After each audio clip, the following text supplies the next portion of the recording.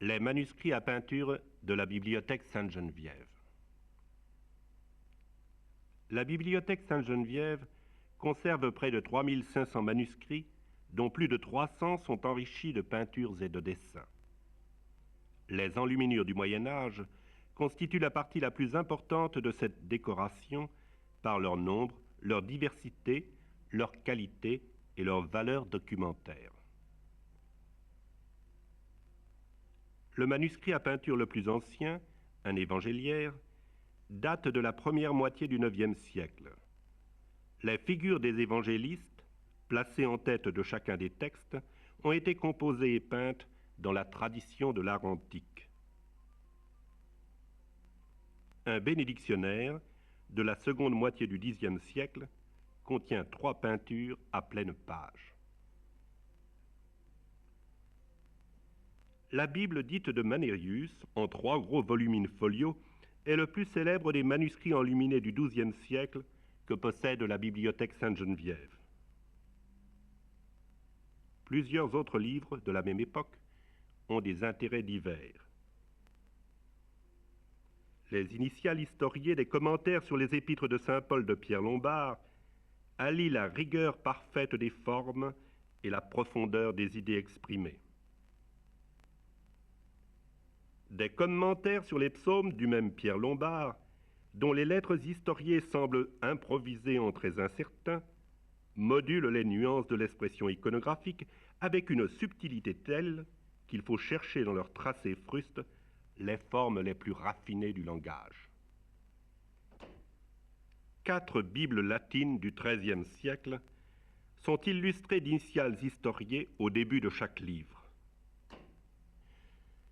2 psautiers, un sacramentaire et un recueil de vies de saints de belle exécution, auquel il faudrait ajouter une collection de manuscrits moins richement décorés, donnent une idée des différents genres et des différentes formes du livre religieux enluminé à cette époque.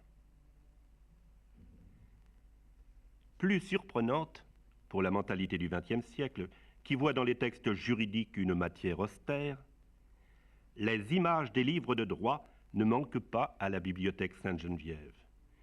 Illustration du droit ecclésiastique, avec le décret de Gratien et les décrétales, et du droit civil, avec le code de Justinien. 2 manuscrits ont un relief particulier dans les productions en langue française du XIIIe siècle.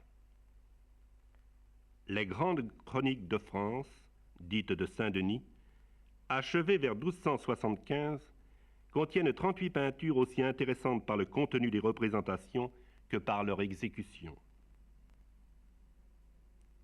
Un recueil de textes scientifiques, philosophiques et poétiques de 1277, malheureusement abîmé par l'usage et par les reliures successives qui en ont fait rogner les bords, contient plus de 200 enluminures, dont 142 illustrent l'image du monde de Gossuin de Metz et 53 le bestiaire d'amour de Richard de Fournival.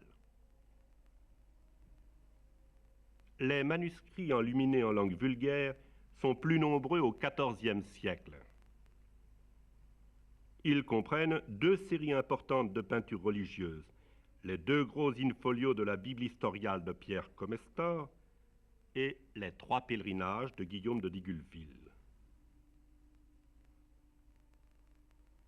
L'histoire est représentée par un manuscrit célèbre de la librairie de Charles V, l'histoire romaine de Tite-Live, traduite par Pierre de Bressuire.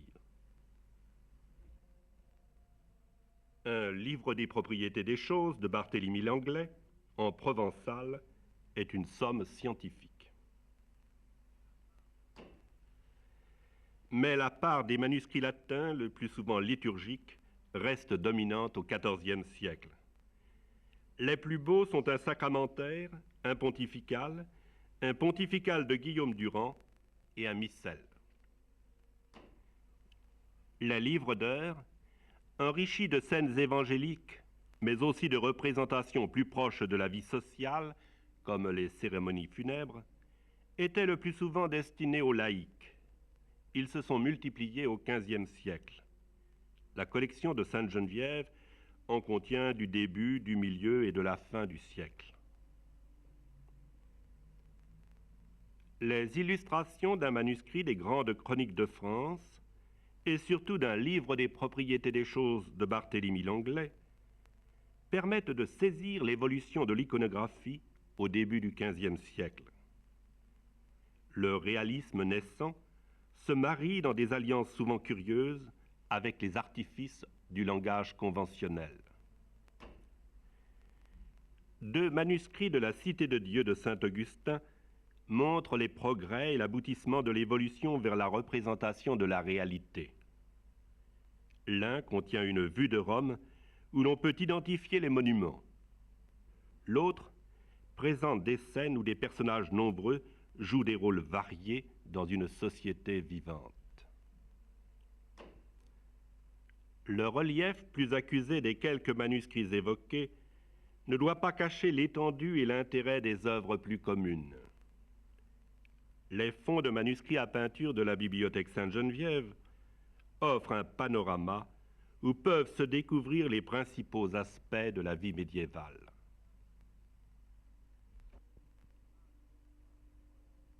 Les images de livres de droit du XIIIe siècle ne manquent pas à la Bibliothèque Sainte-Geneviève.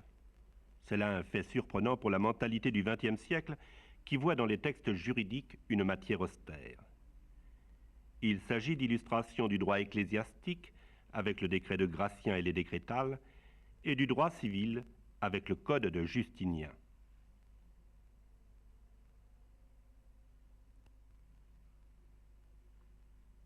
La part des manuscrits latins, le plus souvent liturgiques, reste dominante au XIVe siècle. Les plus beaux sont un sacramentaire, un pontifical de Guillaume Durand et un missel. Le relief plus accusé de quelques manuscrits ne doit pas cacher l'étendue et l'intérêt des œuvres plus communes. Les fonds de manuscrits à peinture de la Bibliothèque Sainte-Geneviève offrent un panorama où peuvent se découvrir les principaux aspects de la vie médiévale.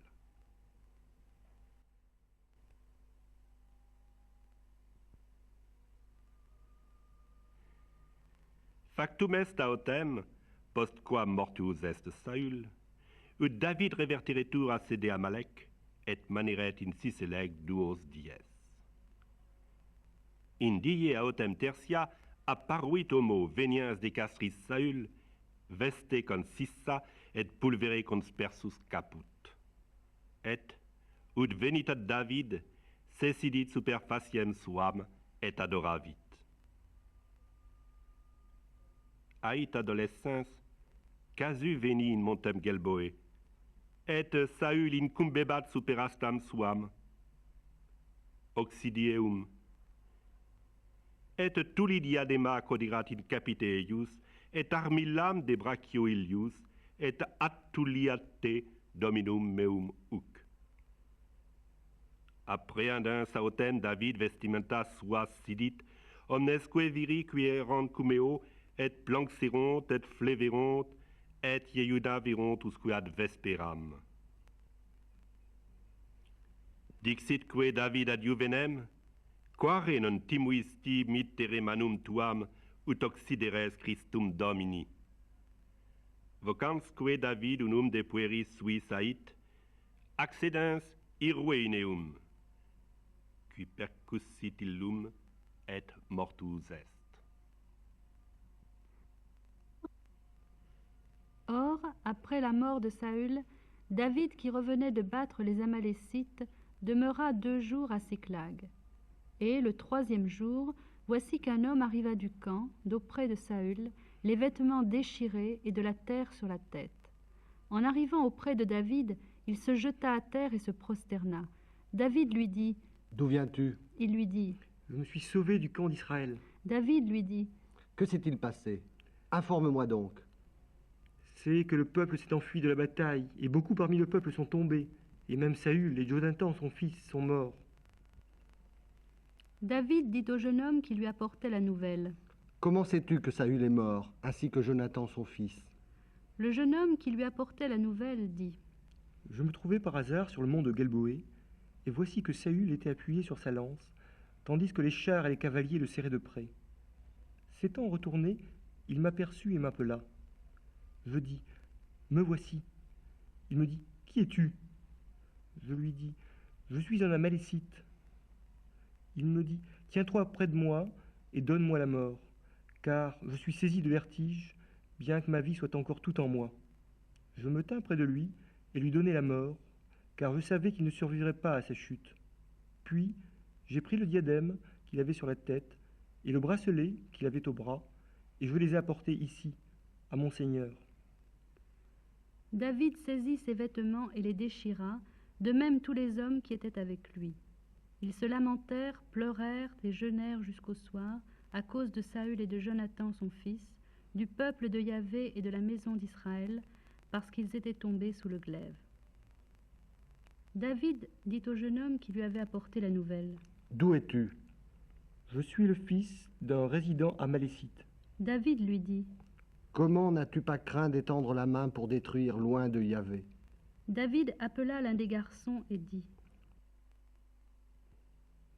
Avance et frappe-le. Celui-ci l'abattit et il mourut. David lui dit. Que ton sang soit sur ta tête, car ta bouche a témoigné contre toi quand tu as dit, c'est moi qui ai donné la mort à loin de Yahvé.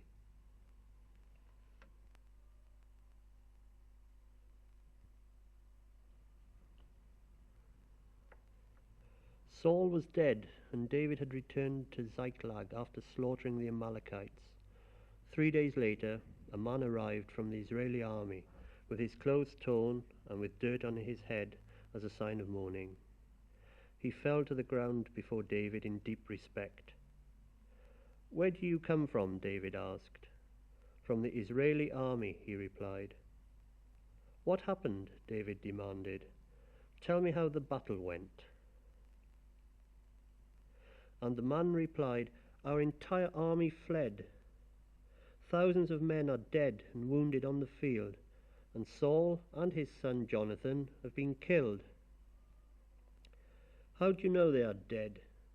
"Because I was on Mount Gilboa and saw Saul leaning against his spear with the enemy chariots closing in upon him. When he saw me, he cried out for me to come to him. 'Who are you?' he asked. 'An Amalekite,' I replied. 'Come and put me out of my misery,' he begged, 'for I am in terrible pain, but life lingers on.' So I killed him, for I knew he couldn't live.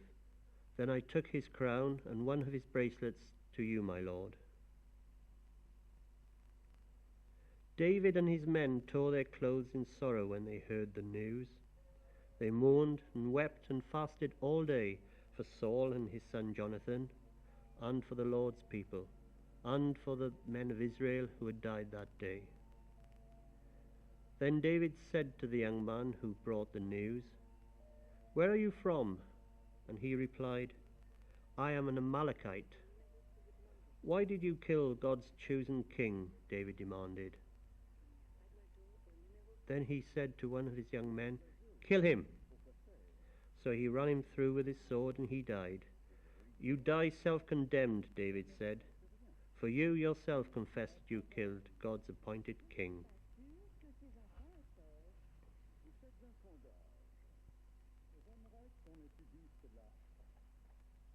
En le milieu vit Haïn, qui de Coros et d'Ataïn sembla bien être méneresse, corps rosseuse et tançonneresse. Si n'était pas bien attornée, un semblait femme forcenée, rechignée avait froncier le vit, et le nez s'écorchier. Une image qui vilanie avait non revis des vers drestres.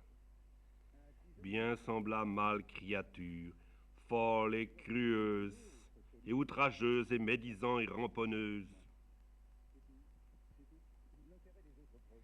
Après fut pointe convoitise, c'est celle qui la gens attise de prendre et de n'ayant donné, et les grands avoirs à uner.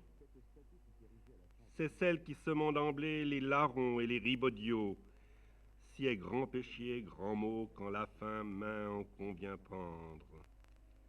c'est celle qui fait l'autrui pendre, rober, tolir et barreter. Une autre image y est assise, côte à côte de convoitise, avarice était appelée. Laide est celle, et follée c'est l'image, et maigre et chétive, et aussi vert comme une cive. Delez li pendouet cimentio, à une perchette greyette et une cotte de brunette.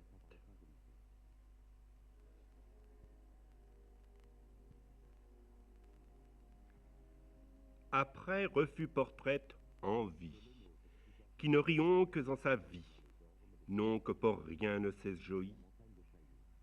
Celle ne vit ou celle n'oït aucun grand dommage retraire. Nul rien ne lui peut en plaire comme fait maux et mésaventure.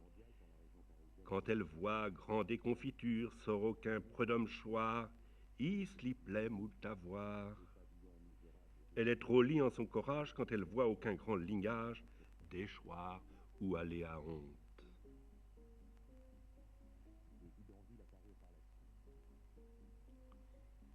Imitation, reproduction partielle d'un comportement. La signification de l'imitation partielle d'un supérieur s'interprète à partir du geste et de la position reproduite d'une part, de la condition et de la fonction des personnages d'autre part. La position et le geste du personnage supérieur ont deux significations principales selon leur finalité, l'enseignement, la communication d'un savoir, d'une vérité, ou bien le commandement, l'expression d'une volonté. Ces deux finalités peuvent être réunies et même confondues. Lorsque Dieu ou l'un de ses intermédiaires s'adresse aux hommes, on ne peut dissocier valablement les finalités d'instruction, de sanctification et de commandement. La supériorité de celui qui est imité est déterminée par sa nature, Dieu, ange, diable, homme, son âge, son sexe, son appartenance sociale, sa place dans une hiérarchie civile, religieuse ou militaire. Selon sa place ou sa fonction, celui qui imite est le disciple qui reçoit un savoir ou apprend un savoir-faire, l'agent qui transmet et fait exécuter, ou bien le simple exécutant. Le P de Paulus, initiale de l'épître aux Colossiens dans la Bible de Manérius, offre une image typique de cette relation. L'apôtre est à l'extérieur de l'édifice, plus grand que les fidèles, il fait le geste de l'enseignement en présentant avec respect un livre ouvert, symbole de la vérité dont il est l'annonciateur. Un des membres de l'église de Colosse reproduit son geste du bras et de la main. Il ne s'agit pas d'un intermédiaire qui transmettrait le message, car ce geste ne s'adresse à personne. Le fidèle exprime seulement sa réceptivité.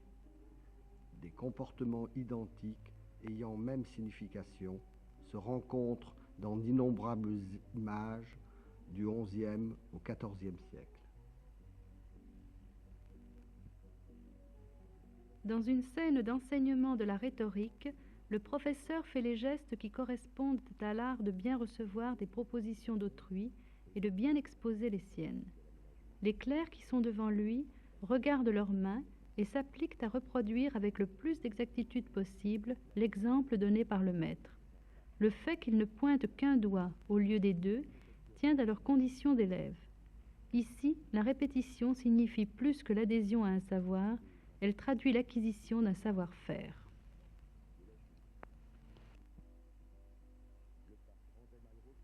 Gaston Phébus fait le même geste que les filles de la sagesse. Il montre par là non seulement qu'il reçoit les enseignements théoriques de la sagesse, mais qu'il entend mettre en pratique ces enseignements. L'architecte fait exécuter la construction qu'on lui demande. Ce rôle d'agent est clairement figuré dans les miniatures. Un roi ou un empereur désigne l'édifice, déjà à moitié construit, ce geste signifiant l'ordre de bâtir. L'architecte, situé entre le prince et l'église ou le château, se retourne pour regarder celui qui ordonne, imite son geste de commandement en pointant lui aussi le doigt vers l'édifice.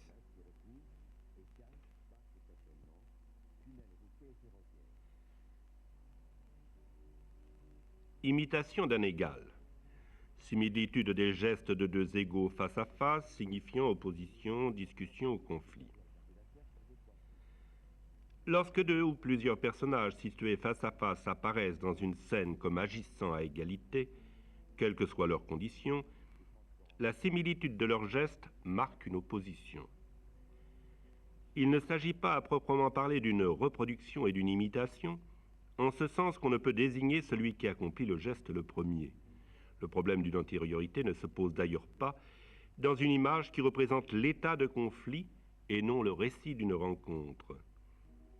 Les scènes dans lesquelles on trouve ces oppositions sont principalement de deux ordres. Lorsque les personnages font le geste de l'affirmation de la pensée, il s'agit d'une discussion ou d'un affrontement d'idées. Lorsque les personnages font le geste de l'ordre, il s'agit d'un conflit. Le premier type de relation, la confrontation des idées, se trouve souvent dans l'illustration de l'initiale de l'épître aux Hébreux de saint Paul. Cette dernière épître n'a pas en effet le même contenu que les précédentes, qui consistent en exposés doctrinaux et en conseils pastoraux. Saint Paul s'adresse aux Juifs. Le problème traité est celui de l'opposition entre la loi ancienne et la loi nouvelle. Les imagiers représentent l'apôtre seul d'un côté du M et de l'autre des Juifs lui faisant face. Dans la Bible de Manérius, un Juif, suivi d'une foule de coreligionnaires, s'appuyant sur un tau, brandit le rouleau de l'ancienne loi, en pointant le doigt horizontalement. Devant lui, saint Paul fait le même geste de la main droite, mais tient le livre de la loi nouvelle dans sa main gauche.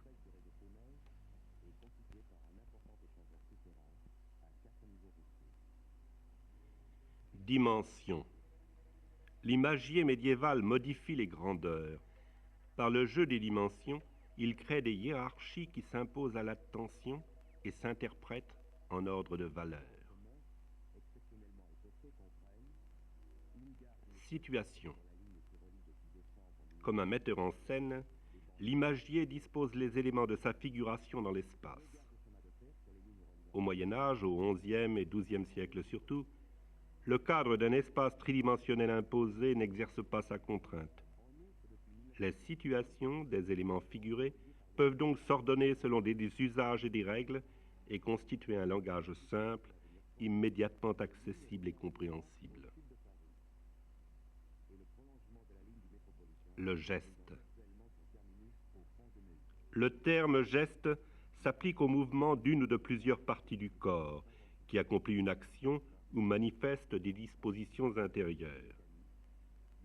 Celui qui fait un geste soit opère une modification sur lui-même ou sur son milieu, soit traduit par une réaction, consciente ou non, réfléchie ou non, sa manière de penser et de sentir. La figuration d'un mouvement peut montrer simultanément la finalité de l'acte et la nature de l'opération, l'état intérieur dont il procède et ses effets observables. Mais il arrive que des gestes signifiant des intentions et des tonalités affectives ne correspondent pas à ceux de l'exécution concrète.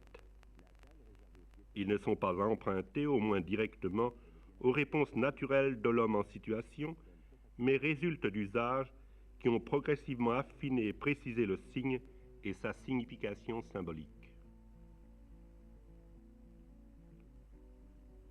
La position. La position d'un être correspond à la façon dont son corps se tient dans l'espace. Alors que le geste se traduit par des verbes, saluer, ordonner, enseigner, refuser, donner, la position s'indique par un adjectif, un participe ou un adverbe. Stable, assis, debout, bras levés. La position du corps et des membres s'apprécie par rapport aux trois dimensions, en tenant compte de l'axe vertical et de la ligne des épaules.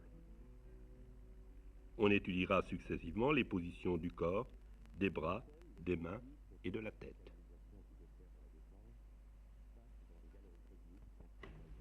La trahison de Ganelon. L'illustration de l'enluminure placée en tête du chapitre des Grandes Chroniques de France sur la trahison de Ganelon a été l'objet d'interprétations discutables.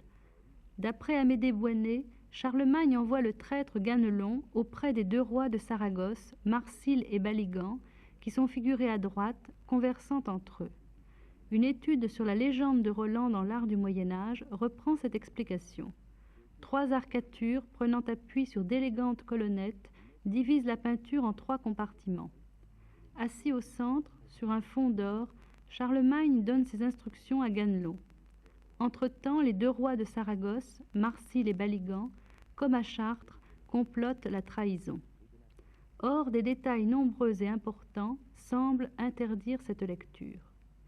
Il est impossible de voir dans ce roi l'empereur Charlemagne. Le visage bestial est de profil, et la bouche entr'ouverte, attitude incompatible avec la dignité d'un roi chrétien, qui ne se rencontre dans aucune autre enluminure du manuscrit. Le roi n'envoie pas Ganelon en mission. Il lui tient le bras, geste qui signifie la prise de possession de la personne. Il ne donne donc pas un ordre à un vassal, mais au terme d'une discussion, il conclut un pacte avec l'homme. Le roi pose son pied sur celui du traître, avec un mouvement de la jambe avancé vers sa gauche, qui marque l'intentionnalité de son comportement. Que les personnages qui se font face soient des infidèles qui discutent et mûrissent un mauvais dessein, cela résulte de leur position rapprochée, de leur visage de profil, la bouche ouverte et des gestes de leurs mains. Ils portent un fin turban et non une couronne, attribut royal couramment donné à Marsile et à Baligan. Il conviendrait donc de voir dans le groupe le conseil qui décide et organise la trahison que le roi infidèle, probablement Marsile, réalise.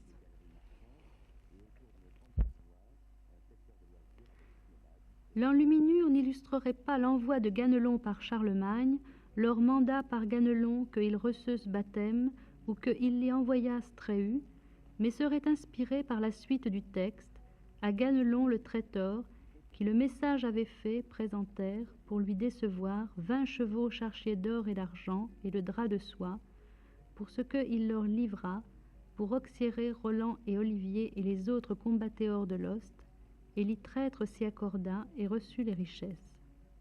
Quand il hors ainsi la trahison pour parler et confirmer, Ganelon retourna à Charlemagne. Vitrail, vie de Saint-Éloi par Nicolas Cordonnier, La vitre des orfèvres. Les joueurs de cartes de Paul Cézanne. 14 juillet de la Fresnay. Tableau Bonjour Monsieur Courbet de Gustave Courbet, 1819-1877, musée de Montpellier. Le nouveau-né, tableau de Georges de la Tour, 1593-1652, musée de Rennes. La carriole du père Junial, tableau de Henri Rousseau, dit le douanier, 1844-1910. Area, tableau de Paul Gauguin,